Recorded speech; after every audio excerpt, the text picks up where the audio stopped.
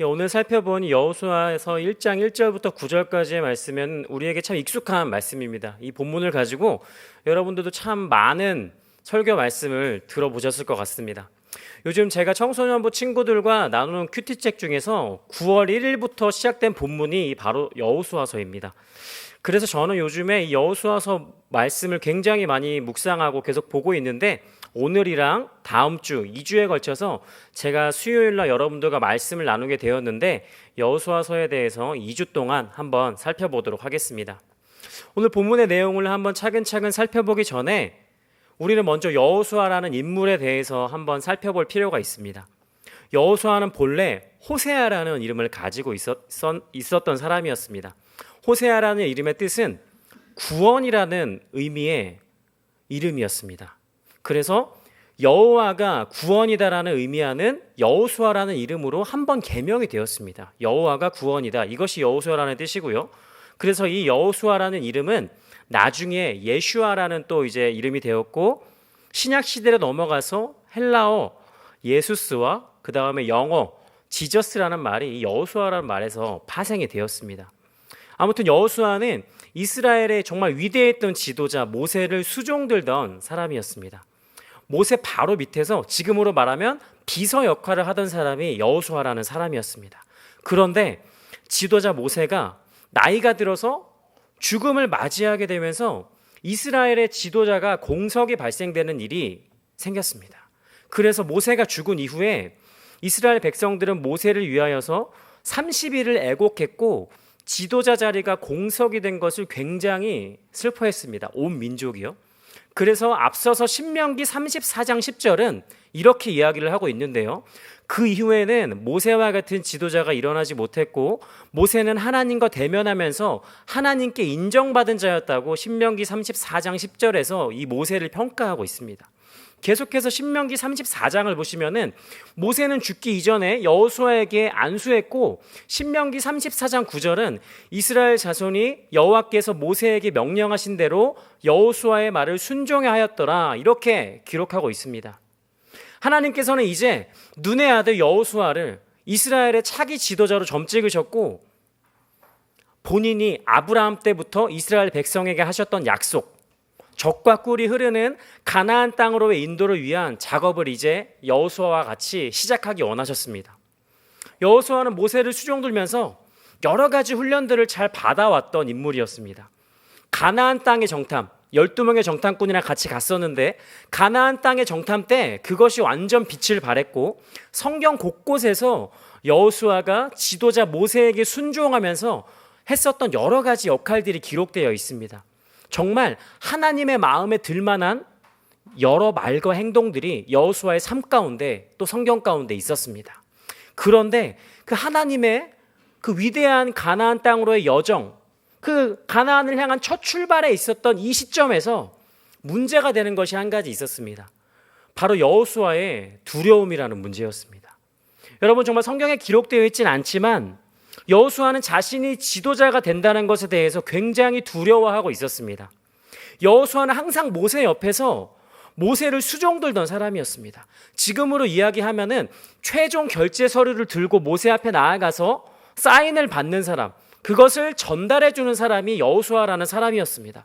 언제나 최종 결제는 지도자 모세가 했었고, 본인이 결제 서류를 읽고 최종 사인을 하는 것은 여호수아에게는 허락되지 않는 일이었습니다. 단 한 번도 없었습니다.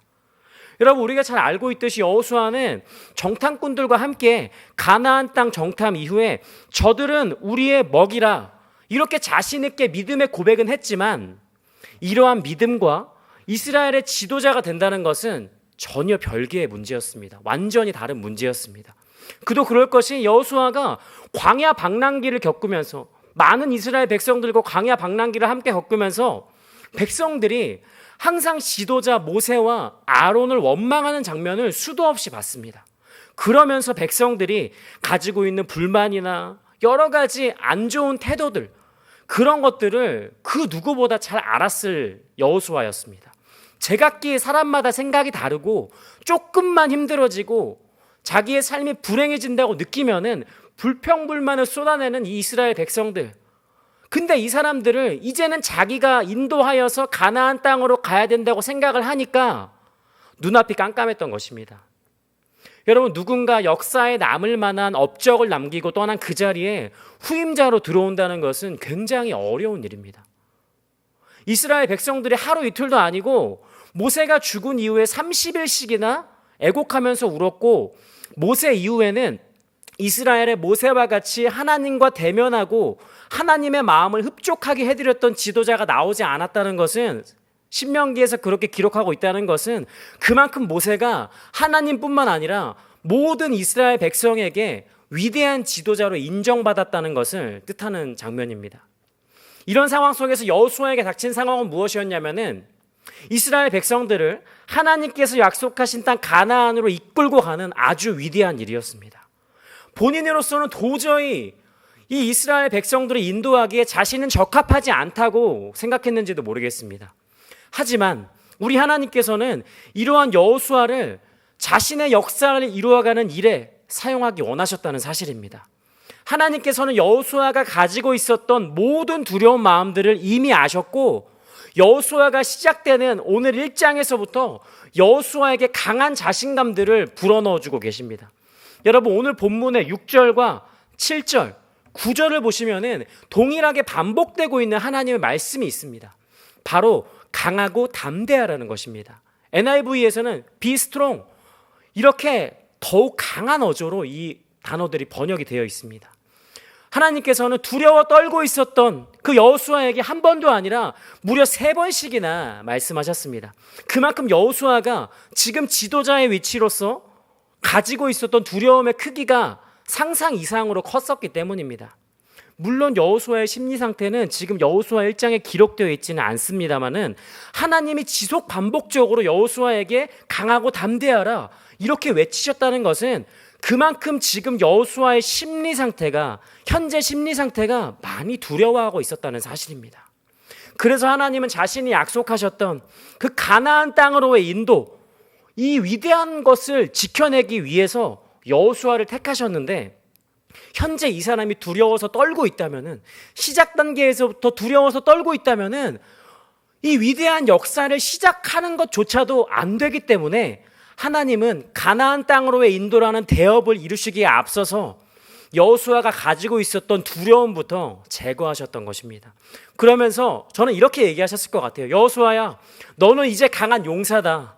내가 너를 가나안 땅에서 높이 들어 쓰겠다. 그러니까 너는 이제 두려워하지 말고 너에게 맡겨진 모든 이스라엘 백성들을 나 여호와와 함께 가나안 땅으로 인도해내자. 이렇게 여호수아에게 말씀하셨을 것 같습니다. 이것이 여호수아를 향한 하나님 아버지의 마음이었습니다. 그러면서 약속해 주셨던 것은 3절과 4절입니다.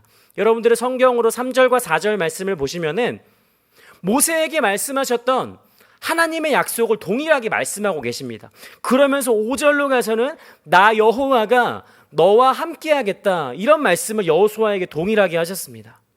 여러분, 예전에 모세가 하나님과의 대화에서 나는 입이 뻣뻣하고 둔한 자입니다. 하나님, 나는 그럼에도 불구하고 바로에게 갈 수가 없습니다. 여러 번 하나님께 대들면서 반항하는 자세가 있었습니다.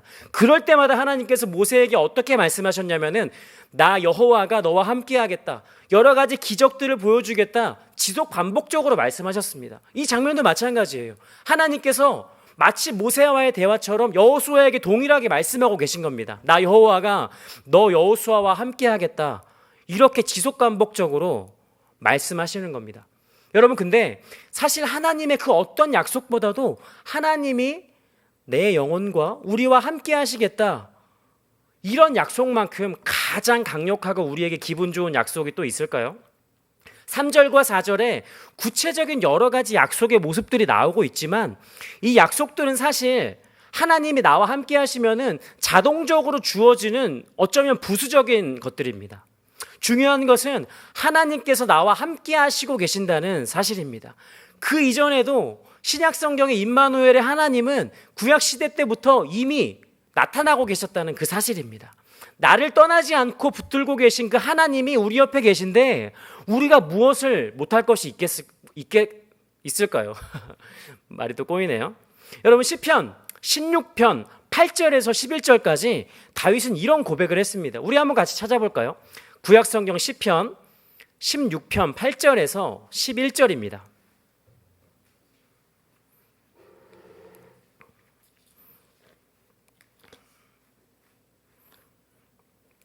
시편 16편 8절에서 11절까지 다 찾으셨으면 저와 한 목소리로 읽겠습니다. 시작. 내가 여호와를 항상 내 앞에 모심이여 그가 나의 오른쪽에 계심으로 내가 흔들리지 아니하리로다. 이러므로 나의 마음이 기쁘고 나의 영도 즐거워하며 내 육체도 안전히 살리니 이는 주께서 내 영혼을 수월에 버리지 아니하시며 주의 거룩한 자를 멸망시키지 않으실 것임이니이다. 주께서 생명의 길을 내게 보이시리니 주의 앞에는 충만한 기쁨이 있고 주의 오른쪽에는 영원한 즐거움이 있나이다. 아멘. 오늘 저녁에 하나님께서 우리에게 말씀하시는 것도 이 맥락과 동일한 것입니다. 사랑하는 나의 자녀들아, 오늘 내가 너희들과 함께 하겠다. 너희가 예배하는 그 10년 가운데 내가 들어가서 역사하겠다. 오늘 우리를 향한 이 하나님 아버지의 마음을 여러분들 정말 믿음으로 취하시고 오늘 예배 가운데 정말 하나님께서 여러분들의 기도를 통해서 여러분들의 삶 가운데 먼저 함께 하시고 구체적인 기도 제목들로 응답하실 줄로 저는 믿습니다. 여러분들도 그렇게 믿으십니까? 정말 아멘입니다. 2절부터 6절까지를 한번 보시기 바랍니다. 2절부터 6절까지를 자세히 한번 보시면은 하나님이 여호수아에게 이제 말씀하시면서 반복적으로 쓰고 계시는 단어가 있습니다. 바로 너라는 인칭입니다. 2절을 보시면은 너는, 3절에 너희, 5절에서는 나를, 너와, 6절에 너는, 이렇게 인칭 자체가 하나님과 여호수아 사이에 굉장히 가까워진 것을 2절부터 6절까지 발견할 수가 있습니다. 아까 제가 초반부에 말씀드렸었던 모세는 주께서 대면하여 아시던 자요라는 평가가 있었는데 이 대면하여라는 이 히브리어 단어는 얼굴과 얼굴이라는 문자적인 뜻이 있고 하나님과 모세 사이에 친밀한 인격적인 관계가 있었다는 단어가 이 대면하다라는 히브리어 단어였습니다. 얼굴과 얼굴을 맞대면서 아주 친밀하게 하나님과 모세 사이에 대화가 있었다는 건데 지금 여호수아 1장으로 넘어와서 여호수아에게 하나님께서 말씀하시면서 사용하시는 이 인칭의 표현들은 무엇이냐면은 마치 모세와의 대화를 연상시키는 장면입니다. 그만큼 여호수아라는 인물 자체가 하나님과 친밀하게 대화를 하기에 부족함 없이 하나님께도 인정된 인물이라는 사실입니다. 그래서 이 너라는 인칭의 표현을 통해서 하나님은 먼저는 두려워하고 있었던 여호수아를 1차적으로 안심시키셨고 안심시키신 다음에 여러 가지 진짜 하고 싶으셨던 말씀을 하고 계신 것입니다. 이제 1장 7절로 한번 와보시면은 하나님께서 이전에 모세에게 하셨던 약속의 말씀들을 여호수아에게 하시면서 모든 자신감들을 심어주신 그 다음에 자신의 본심을 드러내고 계십니다. 우리 7절과 8절 말씀, 오늘 본문 7절과 8절 말씀 다 같이 한번 읽어보도록 하겠습니다. 시작. 오직 강하고 극히 담대하여 나의 종 모세가 내게 명령한 그 율법을 다 지켜 행하고 우로나 좌로나 치우치지 말라. 그리하면 어디로 가든지 형통하리니 이 율법책을 내 입에서 떠나지 말게 하며 주야로 그것을 묵상하여 그 안에 기록된 대로 다 지켜 행하라. 그리하면 내 길이 평탄하게 될 것이며 내가 형통하리라. 제가 이 7절과 8절의 말씀을 보면서 느꼈던 것이 있습니다. 우리 하나님은 그 사람의 상황에 맞춰서 기가 막힌 말씀을 가지고 맞춤 전략을 쓰시는 최고의 전략가라는 생각을 한번 해보았습니다. 현재 여호수아는 심히 두려워서 떨고 있었던 심리 상태를 가지고 있었습니다. 그래서 먼저 하나님은 6절부터 9절까지 무려 3번의 격려를 통해서 여호수아의 마음을 안심시키셨어요. 강하고 담대하라 이렇게 무려 3번이나 말씀을 하시고 먼저 이렇게 마음을 편안하게 해놓고 상대방을 안심시켜 놓은 다음에 자신의 본심을 이야기하셨습니다. 상대방의 마음밭을 어느 정도 한번 경작해 놓은 다음에 승부수를 던지신 것입니다. 정말 기가 막힌 맞춤 전략을 쓰시는 최고의 전략가 하나님의 모습이 이 모습에서 드러나 있습니다. 하나님이 여호수아에게 진짜로 하고 싶으셨던 이야기는 무엇이냐면은 말씀을 지켜 행하라, 이 한마디였습니다. 여호수아가 이 한마디의 하나님의 말씀을 듣고 순종해서 자신에게로 나오게 하기 위해서 여러 가지 약속들을, 그리고 강하고 담대하라, 이 3번의 약속들을 여호수아에게 하셨던 겁니다. 여러분, 그렇다고 하나님께서 여호수아를 안심시키기 위해서 입 바른 소리를 하셨는가? 그것도 아닙니다. 하나님은 8절 이전에 말씀도 완벽하게 지키셨습니다. 5절만 보더라도 너의 평생에 너를 능히 대적할 자가 없게 해주겠다. 여러분, 이 약속은요, 우리가 잘 알고 있듯이 가나안 땅 입성 이후에 벌어졌던 이방 민족들 간의 엄청난 전쟁들에서 이스라엘 군대가 수많은 승리를 경험했습니다. 그래서 이 약속도 하나님께서 지켜주셨고, 8절에서 결국에 하나님의 본심은 무엇이냐면은 하나님의 말씀을 가까이 하라는 것인데, 먼저 묵상을 해야 됩니다. 이 묵상, 제가 설교 때 이 묵상이라는 히브리어 단어를 굉장히 여러 번 설명을 드렸었는데, 마치 소가 되새김질하듯이 자신의 입에서 곱씹어 보는 것, 조잘조잘 되면서 하루 종일 내 입에서 떠나지 말게 한다는 것은 조잘조잘 대보면서 마치 소가 되새김질하듯이 그 말씀을 내 입술로 한번 기억해 보라는 뜻입니다. 하루 종일 그 말씀을 조잘조잘 거리면서 내 입에서 떠나지 않게 하면은 그것이 내 귀를 타고 들어가고, 귀를 타고 들러간 그 말씀이 우리 뇌에 박히게 되어 있습니다. 어느 순간 그것이 자연스럽게 외워지게 되어 있습니다. 그래서 하나님께서 여호수아에게 묵상, 이것을 말씀하고 있습니다. 그런데 하나님께서는 말씀을 묵상하고 가까이 하는 단계에서 머물지 말고 한 단계 더 나아가서 묵상된 말씀을 지켜 행하라, 7절과 8절에서 2번씩이나 묵상된 말씀을 지켜 행하라고 이야기하고 있습니다. 여러분, 말씀을 묵상하면은 우리의 머릿속에 말씀이 아주 각인이 됩니다. 하지만 하나님은 머릿속에만 각인되어진 말씀은 그 영향력이 약하다, 지금 이것을 이야기하고 있는 겁니다. 여러분, 우리 인간의 뇌는 어떤 것들을 인지하고 명령을 내려서 결국에는 그 사람이 행동하게 만드는 역할을 하는 곳이 바로 인간의 뇌라는 것인데, 하나님은 우리의 뇌에서 인지되고 있는 그 하나님 자신의 말씀이 우리의 삶 속에서 영향력이 발휘되기를 원하셨던 겁니다. 그래서 우리의 뇌에서 인지된 말씀은 우리 삶에서 영향력이 약하니까 그것을 우리의 삶의 현장으로 가지고 오라는 겁니다. 여러분, 우리 이름 없는 교회는 계속해서 말씀 양육 훈련을 하고 있습니다. 새가족반부터 확신반, 성장반, 제자반까지 해당 교재들이 있죠. 그 해당 교재들이 있는데, 그 해당 교재 각 주차별로 그 주간의 주제와 그 주간의 그 이름만, 제목만 바뀌지 본질은 무엇이냐면은 말씀 적용의 삶과 기도를 꾸준하게, 그리고 열심히 해야 된다는 것이 그 말씀 양육의 본질입니다. 여러분, 말씀 적용의 삶이 그 무엇보다 어려우니까 하나님의 도우심을 한번 구해보면서 기도하면서 한번 해보자는 겁니다. 우리가 한번 도전해보면은 오늘 본문 8절 말미에 하나님의 말씀처럼 그리하면 내 길이 평탄하게 될 것이며 내가 형통하리라, 이렇게 하나님께서 약속하신 것과 같은 일이 우리 삶 가운데 일어난다고 계속해서 함께 도전해보자고 말씀 양육 시간에 이야기하고 있는 겁니다. 여러분, 오늘 여호수아서 말씀 말고도 시편에서 우리가 너무 잘 알고 있는 말씀이죠. 복 있는 자는 오직 여호와의 율법을 즐거워하며 그의 율법을 주야로 묵상하는도다, 이런 시편의 표현도 한번 도전해 보는 것이고, 행함이 없는 믿음은 곧 죽은 것이다, 이렇게 이야기했었던 야고보서 말씀도 한번 말씀 속에서, 우리의 삶 속에서 한번 도전해 보는 것입니다. 여러분, 이것이 말씀을 한번 살아내 보는 훈련입니다. 하나님은 구약 성경 전체에서 본인의 어조를 이렇게 말씀하셨어요. 나의 말씀을 너희가 지켜라. 그러면 너희에게 내가 좋은 것을 베풀겠다. 하나님은 항상 무엇을 하여라. 그러면이라는 전제 조건을 다졌습니다.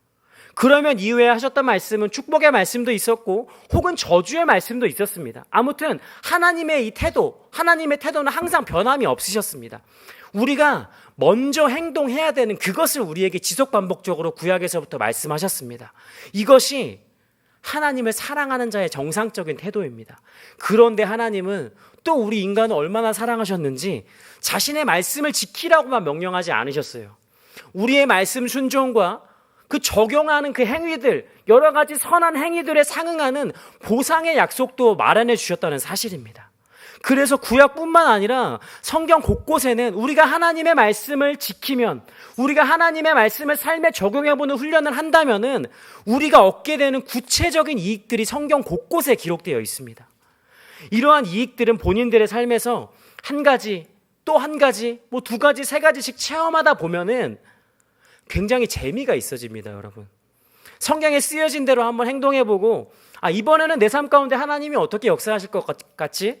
어떤 방법으로 내 눈에 보여주실까? 이러한 궁금증들, 하나님의 말씀을 적용해보면서 노력을 한번 해봤더니 자연스럽게 이번에는 하나님이 어떻게 인도하실까? 하나님이 이제는 어떤 방법으로, 어떻게 기도로, 이번에는 어떤 말씀으로, 기가 막힌 방법으로 역사하실까? 이런 의문들이 자연스럽게 우리 삶 가운데 들어오게 되어 있습니다. 한마디로 기대감이 생긴다는 이 말입니다. 물론 우리가 무엇을 얻어내기 위한 자세를 품으면 안 되겠지만은 우리의 긴 인생의 여정 가운데 하나님께서 성경을 통해 말씀하시고 약속하신 것들이 정말 사실일까? 정말 그것들이 일어날까? 이러한 질문을 한번 던져보고 그것을 믿음을 가지고 한번 내 삶 가운데로 가지고 와서 행동해 보는 것은 우리 삶 가운데 엄청나게 필요합니다. 하나님은 거짓 증언이 없으신 분이시기 때문에 자기가 하신 말씀을 반드시 약속하신 것들을 지켜내시는 분이시기 때문에 우리가 그것들을 믿음으로 한번 행해보는 것입니다. 이렇게 말씀 적용의 삶을 한번 살아보면서 하나님께서 약속하신 복을 한번 얻으면서 살아가면 되는 것이 우리 신앙인들인데요. 누가복음 6장 46절을 한번 보시면은 이것을 제대로, 절대로 행하지 않았던 사람들, 신약 성경에 바리새인들이 나오고 있고 서기관들이 나오고 있습니다. 예수님께서 누가복음 6장 46절에서 이 바리새인과 서기관들에게 하신 말씀이 있습니다. 제가 읽겠습니다. 너희는 나를 불러 주여 주여 하면서도 어찌하여 내가 말하는 것을 행하지 아니하느냐, 이런 말씀이 기록되어 있습니다. 여러분, 예수님께서 이 말씀을 하셨을 때 예수님을 가장 잘 믿는 그 12제자들도 옆에 있었을 겁니다. 그리고 예수님과 그 12명의 제자들을 따라다니는 무리들도 있었을 거예요. 이 사람들 모두가 예수님의 이 책망하는 말씀을 동일하게 들었습니다. 여러분, 이 예수님의 이 말씀, 마치 책망하는 것과도 같은 이런 예수님의 질문에 해당되는 것은 사실 우리 자신도 마찬가지입니다.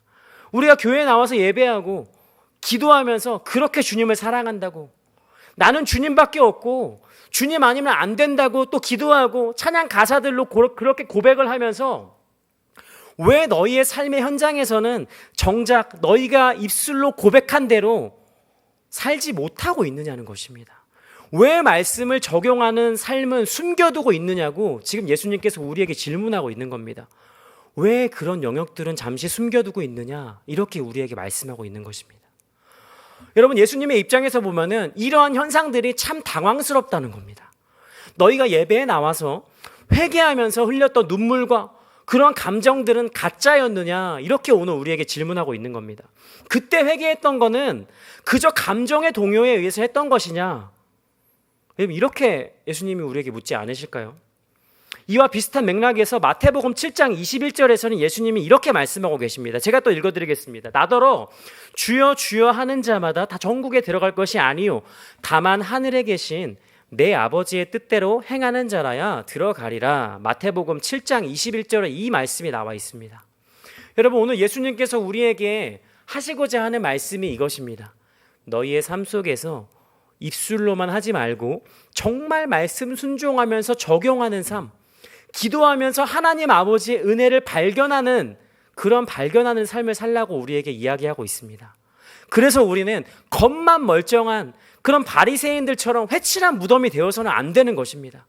옛적에 이사야 선지자는 이사야서 29장 13절에서 또 우리에게 이렇게 말했습니다. 주께서 이르시되 이 백성이 입으로는 나를 가까이하며 입술로는 나를 공경하나 그들의 마음은 내게서 멀리 떠났나니 그들이 나를 경외하면 사람의 계명으로 가르침을 받았을 뿐이라. 예수님이 이 말씀도 신약 성경에서 동일하게 인용을 하셨습니다. 구약 시절부터 말씀 적용과 기도의 삶은 하나님을 사랑하는 사람이라면, 정말 하나님을 제대로 믿고 있는 사람이라면 누구든 예외 없이 지켜야 되는 것이었습니다. 여러분, 우리보다 뛰어나셨던 예수님도 말씀을 적용하면서 살아가는 그 삶을 실천하셨습니다. 몸소 보여주셨어요. 그래서 우리가 진정 예수님 닮은 신앙생활을 하고자 한다면은 우리는 먼저 말씀을 듣고 끝나버리는 것이 아니라 그것을 행동으로 옮겨서 좋은 열매를 맺는 삶을 살아야 됩니다. 더 나아가서 그 얻어진 열매들을 아직 믿지 않은 사람들을 간증하고 전달하면서 그 영혼들도 하나님께로 인도해서 오는 겁니다. 바로 이것이 전도예요, 여러분. 다른 것들이 전도가 아니라 내가 말씀을 한번 행해보니까 하나님이 이러한 일들을 나에게 허락하시더라. 그러한 간증들을 전달하는, 살아계신 하나님의 능력을 전달하는 일이 바로 예수님의 그리고 하나님의 나라를 전달하는 그러한 일들입니다. 결국에 우리의 해답은 무엇이냐면 말씀 적용의 삶에 있어요. 여러분, 말씀 적용의 삶이 없다면 우리가 하나님의 은혜를 받을 길이 없습니다. 하나님은 분명히 하나님의 말씀으로 자기 자신을 계시하시고 또 우리의 기도 가운데 자신의 모습을 나타내시는데, 말씀과 기도로 살아가는 방법 외에 이 세상에 다른 방법이 있었다면 수많은 교회 목사님들이 그 방법을 아마 이야기하셨을 겁니다. 하지만 하나님께서는 이 세상에 그런 방법을 두신 적이 없습니다.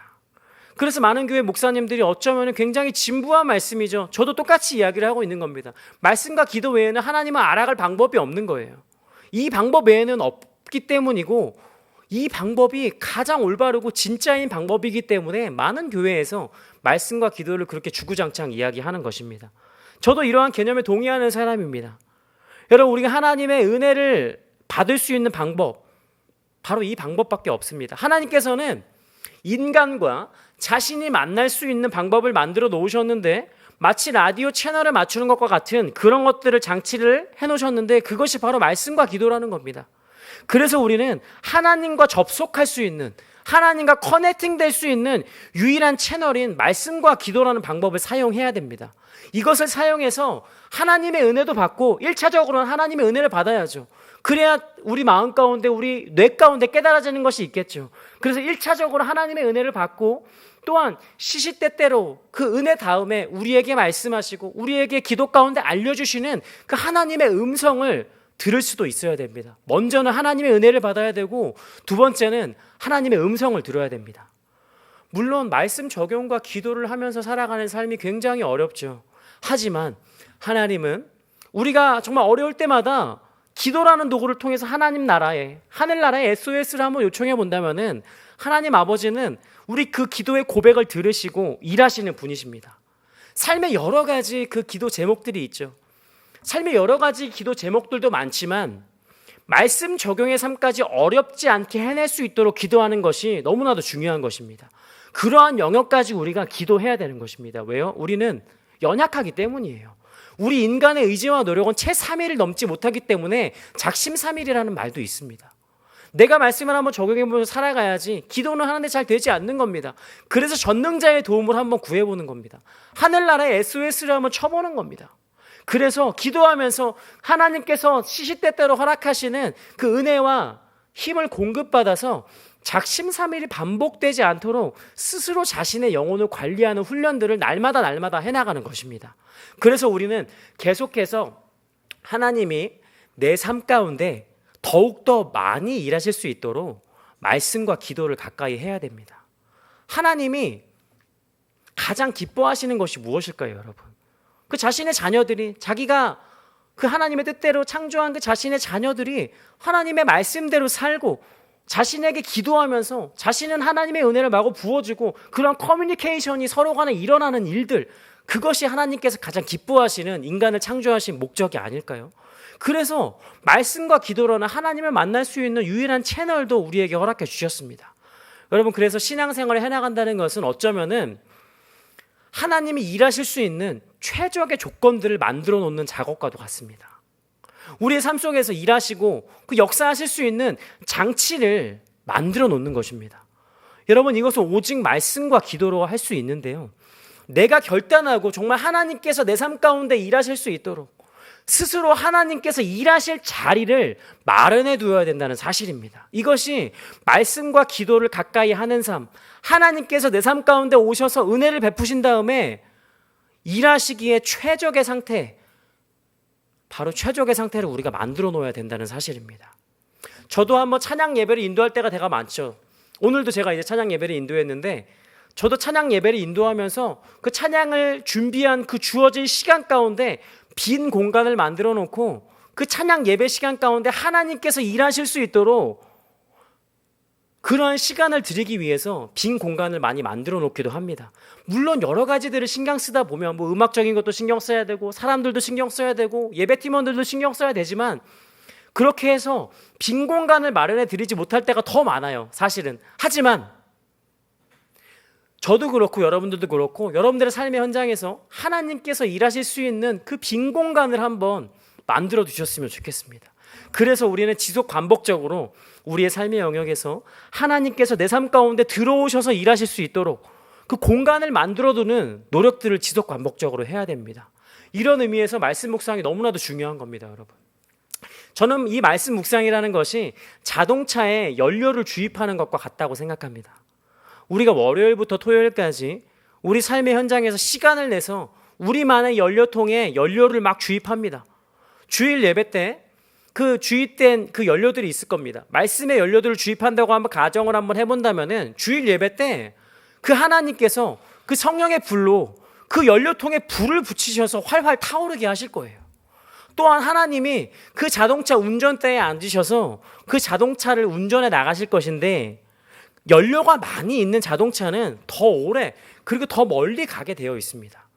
하지만 그렇지 않은 자동차는 어느 정도 가다가 멈춰서 중간에 길 어딘가에 서버릴 겁니다.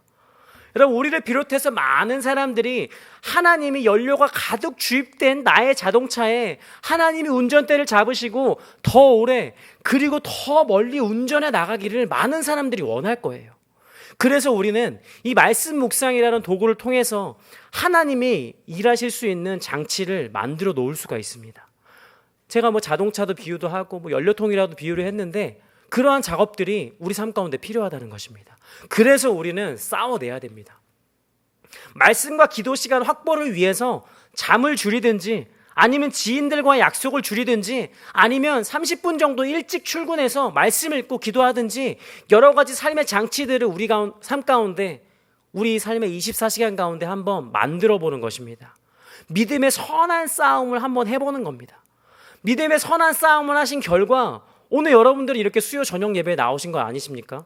하나님의 말씀을 기대하고 내 삶의 일부를 하나님께 드려서 하나님의 은혜도 받고 하나님께서 오늘 나에게 무엇이라고 말씀하시는가 그것들을 캐치해내기 위해서 나오신 분들이 바로 여러분이십니다. 정말 감사하죠.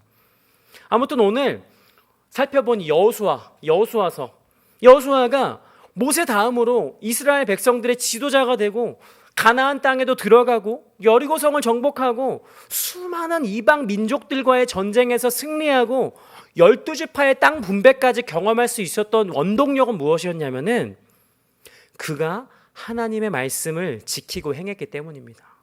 행동했기 때문이에요. 여호와는 구원이시다. 여호수아의 이름 가운데 뜻이었는데 여호와는 구원이시다. 이런 자신의 이름의 뜻을 지키면서 살아왔었기 때문에 여러 가지 승리들을 맛볼 수 있었습니다.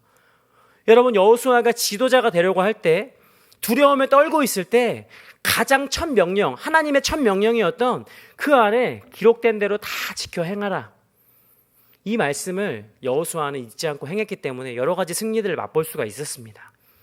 이 명령을 지키고자 하는 자세가 그의 안에 있었기 때문에 그는 요단강을 건넜습니다. 도저히 인간의 이성과 상식으로는 납득할 수 없는 행위였던 요단강을 주의 말씀 의지해서 건넜고 두려움이라는 적과 싸워서 이긴 나머지 결국에는 가나안 땅 분배라는 완전한 하나님의 약속을 성취할 수 있게 되었습니다. 여러분, 말씀을 듣는 것은 누구나 할 수 있는 것입니다. 예수님 시대에도 예수님을 믿지 않았던 사람들, 예수님 주위에 있었던 사람들도 똑같이 말씀을 들었습니다. 오늘날도 마찬가지입니다. 말씀을 듣는 것은 누구나 할 수 있습니다. 하지만 말씀을 듣고 나의 삶에 적용하는 것은 내가 하는 겁니다. 바로 내가 하는 겁니다. 말씀 적용과 기도는 하나님도 대신 해줄 수 없는 영역이기 때문에 바로 우리 스스로 해야 되는 것입니다. 내가 스스로 행하지 않으면 하나님은 우리 삶 가운데 전혀 일하실 수가 없습니다. 일하고 싶으셔도 일하실 수가 없습니다. 이것은 그저 교회만 왔다 갔다 하면서 하나님을 경험하지 못하는 사람들의 모습과 별반 다를 것이 없습니다. 옛적에 이사야 선지자가 지적했었던 성전의 마당만 밟고 가는 사람들과 크게 다를 것이 없습니다. 여러분, 우리는 성전의 마당만 밟고 가는 사람들이 전혀 아닙니다. 우리는 예수 그리스도의 십자가 희생의 은혜를 믿고 있는 사람들이고, 이 은혜를 가지고 이 거친 세상을 이겨내면서 살아가는 성도로 부르심을 받은 그리스도인들입니다. 이러한 정체성이 우리 안에 있는 겁니다. 그래서 그 예수 그리스도의 십자가 희생에 비하면은 우리가 말씀 적용과 기도 생활을 하면서 겪는 어려움은 아무것도 아닙니다, 여러분. 스스로 결단한다면은 누구나 할 수 있고, 이렇게 신앙생활을 하는 것이 지극히 정상적인 하나님 나라의 방법입니다. 여러분, 잠언 22장 17절과 18절은 이렇게 우리에게 이야기를 하고 있습니다. 우리 좀 마지막으로 같이 찾아서 읽어볼까요? 구약성경 잠언 22장 17절과 18절입니다.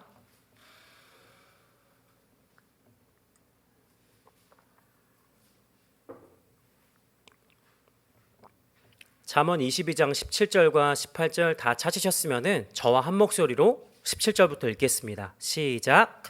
너는 귀를 기울여 지혜 있는 자의 말씀을 들으며 내 지식에 마음을 둘지어다. 이것을 내 속에 보존하며 내 입술 위에 함께 있게 함이 아름다우니라. 아멘. 여러분, 정말 하나님의 말씀에 마음을 두시기 바랍니다. 이 말씀을 정 우리의 마음속에 한번 보존하고 또 우리의 입술 위에, 여러분들의 입술 가운데 있게 하시기 바랍니다. 잠언 마지막 표현에 이것이 아름다우니라, 하나님이 오늘 우리에게 이렇게 말씀하고 계십니다. 여러분, 오늘 여호수아의 시작점인 1장에서 하나님은 우리에게 강하고 담대해라, 그리고 나서 나의 말씀을 지켜 행해라, 대표적으로 두 가지를 말씀하고 있습니다. 오늘날 여러분들의 일상에서 첫 번째로 강하고 담대해야 될 영역이 어떤 것인지 한번 점검해 보시고, 두 번째로 말씀을 지켜서 행해야 할 영역이 어떤 것인지 한번 점검해 보시기 바랍니다. 그래서 이 말씀과 기도 생활이라는 것은 어쩌면 진부하기까지도 한 이 말씀과 기도 생활이라는 표현은 그리스도인으로서 신앙생활을 해나감에 따라서 부담으로도 사실 다가올 수가 있는 영역입니다. 예수 믿는다는 것이 이렇게 어려운 일인가? 이렇게 어려운 일인가? 이러한 질문을 던져볼 수도 있는 것이 말씀과 기도생활, 신앙생활이라는 것입니다. 하지만 우리가 이 모든 어려움들을 한번 뚫어내보고 말씀과 기도로 하나님께 나아간다면 하나님은 분명히 우리에게 은혜를 주시고 응답하셔서 우리의 삶을 더욱더 풍성하게 하실 줄 믿습니다. 아까 제가 말씀드렸던 하나님께서 내 삶 가운데 일하실 수 있는 여러 장치들을 내가 마련해 둔다면, 그 빈 공간을 마련해 둔다면 하나님은 분명히 여러분들 삶 가운데 오셔서 여러분들의 삶을 풍성하게 하실 수 있으신 완전한 위대한 하나님이십니다. 이 믿음을 가지고 살아가시는 우리 이름 없는 교회 모든 성도님들 되시기를 소망합니다.